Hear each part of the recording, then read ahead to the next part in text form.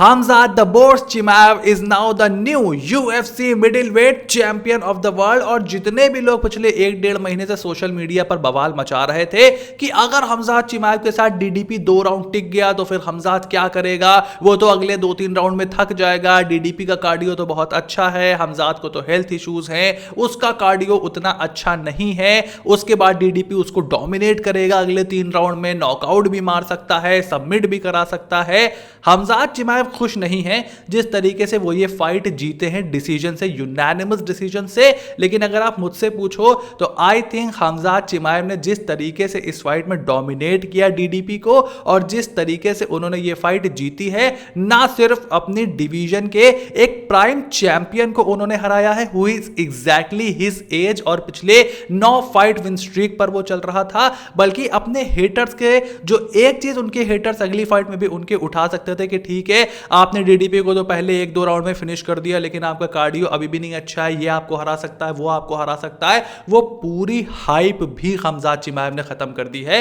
95% ground control था हमजात चिमाएव का। हमजात Chimaev ने ड्रिकस डू प्लेसी को पहले 3 राउंड में 10 सेकंड के अंदर लेटा दिया था और टेक डाउन किया था। उसके बाद चौथे राउंड में उन्होंने 20 सेकंड लिए और 5वें राउंड में कहीं जाकर के 30 सेकंड्स के अंदर उन्होंने ड्रिकस डू प्लेसी को टेक डाउन किया था। और एक बार जब उन्होंने टेक डाउन ले लिया तो ड्रिकस की बैक पर पूरी तरीके से उनका कंट्रोल था, फ्रंट पर उनका कंट्रोल था।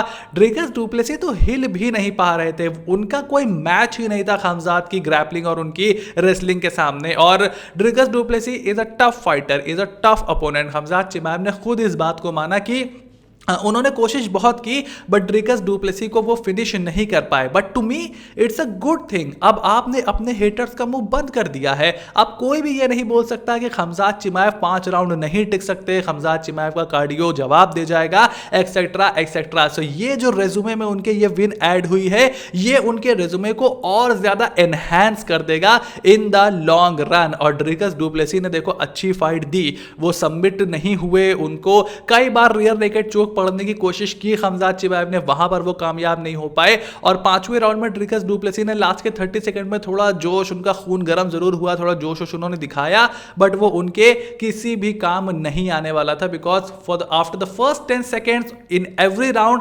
हमजात Chimaev is the boss, Khamzat Chimaev was the boss. और जैसे कि सबको उम्मीद थी, he is the new middleweight champion of the UFC. और मेरी यहां पर प्रेडिक्शन ये है कि he will be retiring as an undefeated fighter. एक समय जो स्टैक लग रही थी पूरी डिवीजन, मुझे तो अब उसमें हमजात की टक्कर में कोई दिखा ही नहीं रहा है, मतलब कुछ दिख ही नहीं रहा है मुझको। मतलब रेनर डिरीडर है वहां पर, नसरुद्दीन इमाम हैं, मे बी आप एक टाइम पे बो निकल का वहां पर बड़ा नाम हो रहा था, रॉबर्ट विटेकर को वो ऑलरेडी फिनिश कर चुके हैं, इकरम अलिस्करॉव को वो ऑलरेडी फिनिश कर चुके हैं। So I don't know who is gonna fight Khamzat Chimaev next. Most likely it will be Reinier de Ridder, but जो भी उनके सामने आएगा I don't think that man has any chance against Khamzat Chimaev. और main event थोड़ा सा boring जरूर आप उसको बोल सकते हो, मैं उस पर आपसे बहस नहीं करूंगा, बट आई थिंक ओवरऑल हमजात की जो परफॉर्मेंस थी उसने उनके हेटर्स का हर तरीके से मुंह बंद कर दिया है। Khamzat can choke you, Khamzat can knock you out and Khamzat can go distance now as well.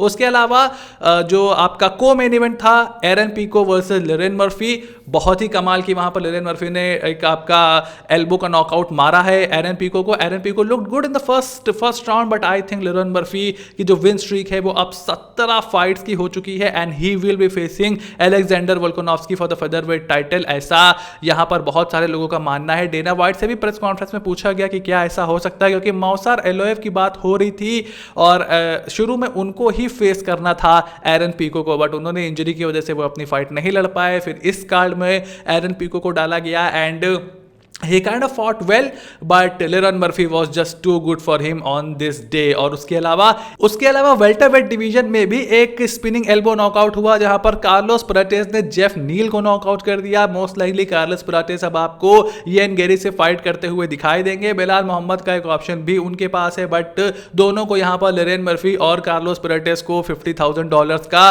Performance bonus Dana white ने दिया है, यूएफसी ने दिया है। The best thing about this fight night was कि अभी तक टोटल यूएफसी की हिस्ट्री में 10 स्पिनिंग एल्बो से फिनिशेस हमें मिले हैं, नॉकआउट मिले हैं, जिसमें से 2 सिर्फ यूएफसी 319 में मिले हैं, जिससे आपको पता चलता है कि कितना एंटरटेनिंग ये कार्ड था।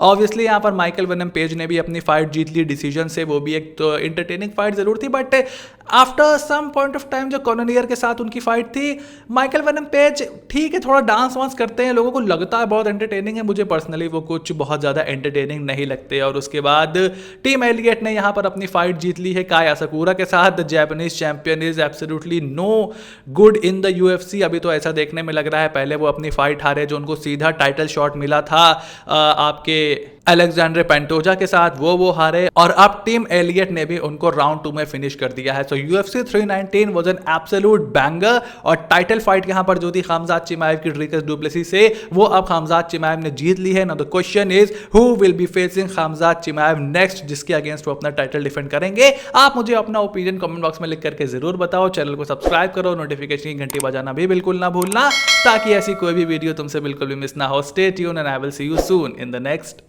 video.